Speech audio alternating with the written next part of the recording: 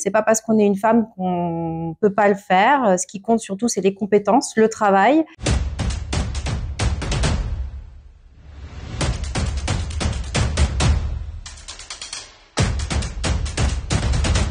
Bonjour, donc je m'appelle Alexandra Valonislav.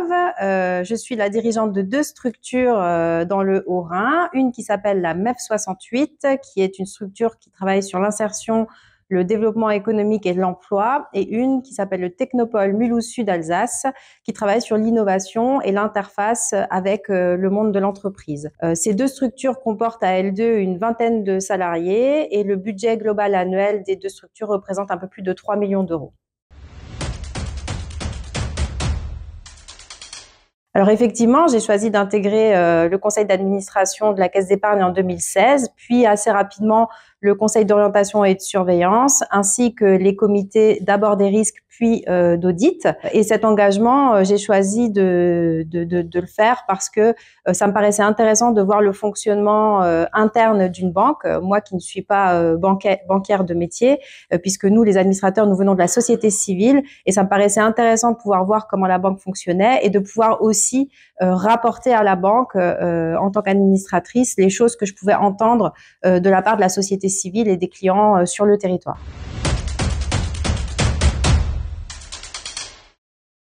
Alors, mon activité professionnelle, elle consiste à faire l'interface entre les politiques publiques de l'emploi et l'insertion dans l'entreprise, donc de voir si effectivement les besoins des entreprises sont en corrélation avec la demande d'emploi sur le territoire, et puis également d'innover en portant des dispositifs expérimentaux sur le territoire pour les tester et voir s'ils ont matière à être pérennisés ou non dans les politiques publiques de l'emploi.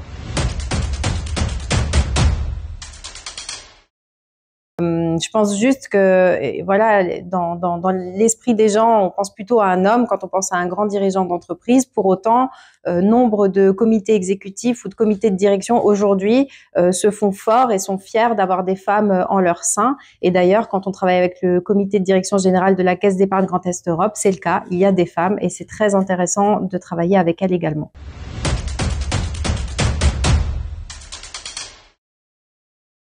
Alors, je leur dirais que oser, si elles en ont envie, si elles en ont la volonté, on peut tout oser. C'est pas parce qu'on est une femme qu'on peut pas le faire. Ce qui compte surtout, c'est les compétences, le travail. Aujourd'hui, il y a plein de dispositifs d'accompagnement pour les hommes, pour les femmes. Il y a quelques dispositifs spécifiques également pour l'accompagnement des femmes qui auraient des problématiques peut-être un peu différentes sur de la garde d'enfants ou des foyers monoparentaux. Mais ceci dit, il me semble que c'est la même chose potentiellement pour les hommes.